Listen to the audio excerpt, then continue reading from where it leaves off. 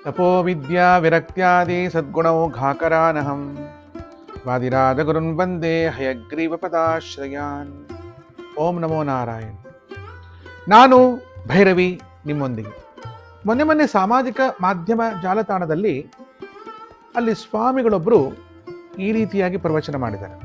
ಏನು ಅಂದರೆ, ಸಾಕ್ಷಾತ್ ಲಕ್ಷ್ಮೀದೇವಿಯು ಕಸೂತಿ ಮಾಡಿದ ಕೌಪೀನವನ್ನು ನಾರದಾದಿಗಳಿಗೆ ಕೊಡದೆ ಕೇವಲ ಭಾವಿ ಸಮೀರರೆಂದೇ ಲೋಕದಲ್ಲಿ ಪ್ರಸಿದ್ಧರಾದ ಶ್ರೀಮದ್ ವಾದಿರಾಜ ತೀರ್ಥರಿಗೆ ರತ್ನ ಖಚಿತವಾದ ಕೌಪೀನವನ್ನು ತಾನೇ ತಯಾರು ಮಾಡಿಕೊಟ್ಟಿದ್ದಾಳೆ ಎಂದು ಸ್ವಾಮಿಗಳು ಹೇಳಿರುವ ವಿಚಾರದಲ್ಲಿ ನನ್ನ ಪೂರ್ವ ಪಕ್ಷ ಹೇಗಿತ್ತು. ಆದರೆ ಈಗ ಸಣ್ಣ ತಿದ್ದುಪಡಿಯೊಂದಿಗೆ ನಾನು ನನ್ನ ವಾಕ್ಯಾರ್ಥವನ್ನು ಹೀಗೆ ಮಂಡಿಸುತ್ತೇನೆ. ಕಾಮೆಂಟ್ ಬಾಕ್ಸಲ್ಲಿ ಒಬ್ಬ ವ್ಯಕ್ತಿಗಳು ನನಗೆ ಈ ಮಾತನ್ನು ಹೇಳಿರುತ್ತಾರೆ. ಏನಂದರೆ, ತಿಳಿಯದೆ ಮಾತಾಡೋದು ತಪ್ಪು, ತಿಳಿದು ಮಾತಾಡಬೇಕು ಎಂದು ಅಭಯ ಕೊಡುವ ಭೂತರಾಜರ ಭಯ ತೋರಿಸಿ ಜಾಗ್ರತೆ, ಎಚ್ಚರಿಕೆ ಎಂದೆಲ್ಲ ಭಯವನ್ನಿಟ್ಟು ಒಂದು ಗ್ರಂಥದ ಪತ್ರವನ್ನು ಸ್ಕ್ರೀನ್ ಶಾಟ್ ಅಲ್ಲಿ ಕಳಿಸಿರೋದ್ರಿಂದ ನಾನು ನನ್ನ ವಿಚಾರವನ್ನು ಸ್ವಲ್ಪ ಬದಲಾವಣೆ ಮಾಡಿಕೊಂಡು ಈ ವಿಚಾರವನ್ನು ಹೇಳೋ ಪ್ರಯತ್ನವನ್ನು ಮಾಡ್ತೇನೆ.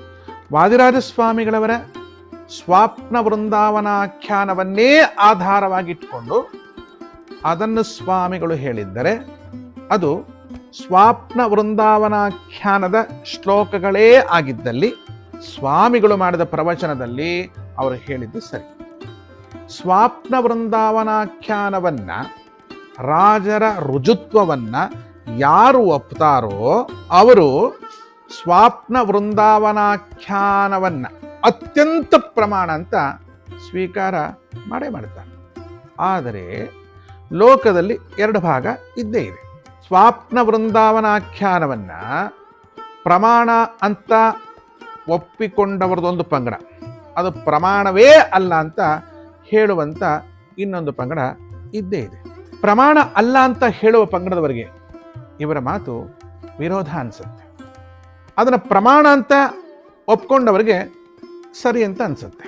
ಒಂದು ಗ್ರಂಥಸ್ಥ ವಿಷಯ ಅಂತ ಅವರು ಹೇಳಲಿಕ್ಕೆ ಹೊರಟಾಗ ಅದು ಪ್ರಮಾಣ ಅಂತಾನೆ ಉದ್ದೇಶ ಇಟ್ಕೊಂಡು ಹೇಳ್ತಾ ಇರೋದ್ರಿಂದ ಇಲ್ಲಿ ಪ್ರತಿಜ್ಞೆಯಿಂದ ಹೇಳ್ತಾ ಇದ್ದಾರೆ ಅಂತ ಹೇಳಲಿಕ್ಕೆ ಬರೋಲ್ಲ, ಪ್ರಮಾಣದಿಂದಲೇ ಹೇಳ್ತಾ ಇದ್ದಾರೆ ಅಂತಲೇ ಆಗ್ತದೆ. ಹಾಗಾದರೆ ಅದು ಎಷ್ಟರ ಮಟ್ಟಿಗೆ ಪ್ರಮಾಣ ಅಂತ ಪ್ರಶ್ನೆ ಬಂದಲ್ಲಿ ಶಾಸ್ತ್ರೀಯವಾಗಿ ಪ್ರಮಾಣ ಹೌದಾ ಅದು ಅಂತ ನೀವೇನಾದರೂ ಪ್ರಶ್ನೆ ಕೇಳಿದ್ರೆ ಅದೇ ನಾನು ಹೇಳಿದ್ದಲ್ಲ. ಈಗ ಈ ವಿಚಾರದಲ್ಲಿ ಎರಡು ಭಾಗ ಇದ್ದೇ ಇದೆ ಅಂತ. ಸ್ವಾಪ್ನ ವೃಂದಾವನಾಖ್ಯಾನವನ್ನ, ರಾಜರ ರುಜುತ್ವವನ್ನ ಒಪ್ಪತಕ್ಕವರು ನಿಯಮೇನ ಸ್ವಾಪ್ನ ವೃಂದಾವನಾಖ್ಯಾನವನ್ನ ಪ್ರಮಾಣ ಅಂತ ಒಪ್ಪಿಕೊಂಡಿದ್ರೆ ಒಂದು ಪ್ರಶ್ನೆ ಇಲ್ಲಿ ಬರ್ತದೆ. ಹಾಗಾದ್ರೆ ಪ್ರಮಾಣ ಅಂದ್ರೆ ಏನು? ಅದು ಪ್ರಮಾಣ, ಇದು ಪ್ರಮಾಣ ಅಂತ ಎರಡು ಪ್ರಮಾಣಗಳು ಇರೋಕ್ಕೆ ಸಾಧ್ಯವೇ ಇಲ್ಲ. ಎರಡು ಪ್ರಮಾಣಗಳು ಇರುವುದೇ ಆದಲ್ಲಿ ದ್ವೈತವೂ ಸರಿ, ಅದ್ವೈತವೂ ಸರಿ ಅಂತ ಆಗ್ಬಿಡುತ್ತೆ. ಇರಲಿ, ಸದ್ಯಕ್ಕೆ ಸೋದೆ ಮಠದ ಪರಂಪರೆಯವರು ಇದನ್ನು ಪ್ರಮಾಣ ಎಂದು ಒಪ್ತಾರೆ. ಹಾಗಾಗಿ ಅವರ ಪ್ರಕಾರ ಎಡಪಂಥೀಯರಾದ ನಾವು ರಾಜರ ರುಜುತ್ವದಲ್ಲಿ ಸಂದೇಹ ಇದ್ದವರು. ಅವ್ರ ಪ್ರಕಾರ ಒಂದು ರೀತಿಲಿ ಇರಲಿ ಬಿಡಿ, ಸುಡಗಾಡು, ನಮಗೆ ಸಂದೇಹನೂ ಇಲ್ಲ, ಸಿದ್ಧಾಂತವೂ ಇಲ್ಲ. ಸ್ವಾಪ್ನ ವೃಂದಾವನಾಖ್ಯಾನವನ್ನ ಪ್ರಮಾಣ ಅಂತ ಒಪ್ಪಲ್ಲ. ಹೀಗೆ ಪಂಗಡ ಇದ್ದಾಗ ಒಪ್ಪಿದವರು ಇದನ್ನ ಸ್ವಾಮಿಗಳು ಹೇಳಿದ ಸರಿ ಅಂತ ತಗೊಂಡ್ಬಿಡ್ತಾರೆ. ಒಪ್ಪದೇ ಇದ್ದವರು ಆಕ್ಷೇಪಣೆ ಮಾಡ್ಬೋದು ಅಲ್ವಾ? ಖಂಡಿತ ಆಕ್ಷೇಪಣೆ ಮಾಡಿಯೇ ಮಾಡ್ತಾರೆ. ಆದರೆ ಇದು ನಹಿ ಪ್ರತಿಜ್ಞಾ ಮಾತ್ರೇಣ ಅರ್ಥಸಿದ್ಧಿ ಅನ್ನೋ ಮಾತಿಗೆ ಇದು ಕೂಡಲ್ಲ. ಯಾಕೆ ಅಂತಂದ್ರೆ ಸ್ವಾಮಿಗಳು ಕಪೋಲ ಕಲ್ಪಿತವಾದ ಮಾತುಗಳನ್ನು ಬಾಯಿಂದ ಹೇಳಿದ್ರೆ ಈ ಮಾತು ಕೂಡ್ತಿತ್ತು. ಈಗ ಅವರು ಸ್ವಾಪ್ನ ವೃಂದಾವನಾಖ್ಯಾನ ಗ್ರಂಥದ ಶ್ಲೋಕವನ್ನು ಪ್ರಮಾಣ ಅಂತ ಕೊಟ್ಟಾಗ ಇದು ಪ್ರತಿಜ್ಞೆ ಆಗೋಲ್ಲ, ಇದು ಪ್ರಮಾಣವೇ ಆಗ್ತದೆ. ಇದನ್ನು ಪ್ರಮಾಣ ಅಂತಲೇ ಕೊಟ್ಟಾಗ ಆಗ ಅದು ಪ್ರತಿಜ್ಞಾ ಮಾತ್ರೇಣ ಅನ್ನೋ ಮಾತು ಹೇಳಲಿಕ್ಕೆ ಬರೋಲ್ಲ. ಯಾಕೆ ಅಂತಂದ್ರೆ ಇದು ಪ್ರಮಾಣ ಅಂತಲೇ ಕೊಟ್ಟಾಗ ಇದು ಪ್ರತಿಜ್ಞೆ ಹೇಗಾಯಿತು? ಈಗೇನು ಗೊತ್ತಾ, ಪರಮಾತ್ಮ ಸರ್ವೋತ್ತಮ ಅಂತ ನಾವು ಪ್ರತಿಜ್ಞೆ ಮಾಡ್ತೀವಿ ಅಂತ ಇಟ್ಕೊಳ್ಳಿ. ಈಗ ಈ ಪ್ರತಿಜ್ಞೆ ಪರಮಾತ್ಮ ಸರ್ವೋತ್ತಮ ಅಂತ ಅಷ್ಟೇ ಹೇಳಿಬಿಟ್ರೆ ಅದು ಸಿದ್ಧಾಂತ ಆಗಲ್ಲ. ಪರಮಾತ್ಮ ಸರ್ವೋತ್ತಮ ಹೇಗೆ ಅನ್ನೋದಕ್ಕೆ ಪ್ರಮಾಣಗಳನ್ನು ಕೊಡಬೇಕು. ಪ್ರಮಾಣ ಕೊಟ್ಟಾಗ ಆಗ ಅದು ವಿಷಯ ಸಿದ್ಧವಾಗ್ತದೆ, ಖಂಡಿತ ಆಗ್ತದೆ. ವಾದಿರಾಜರನ್ನು ಮಹಾಮುನೀಂದ್ರರೆಂದು ಅಪರೋಕ್ಷ ಜ್ಞಾನಿಗಳೆಂದು ನಾವು ಕೂಡ ಖಂಡಿತ ಒಪ್ಪೋದ್ರಿಂದ ರಾಜರನ್ನು ನಾವು ಕೂಡ ನಿಮಗಿಂತ ಹೆಚ್ಚಾಗಿ ಮಾನ್ಯ ಮಾಡುತ್ತೇವೆ.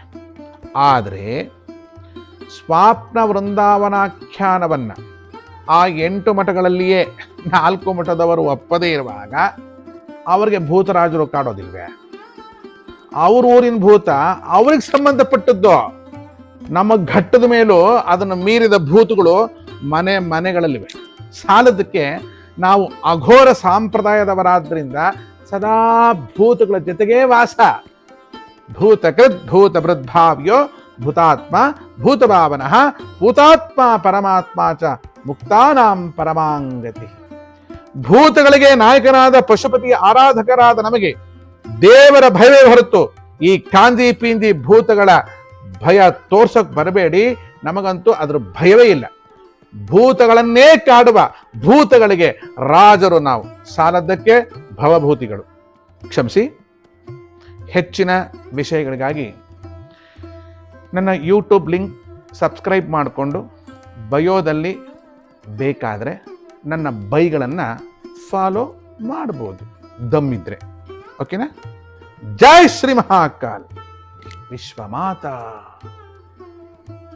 ಗೋಮಾತಾ.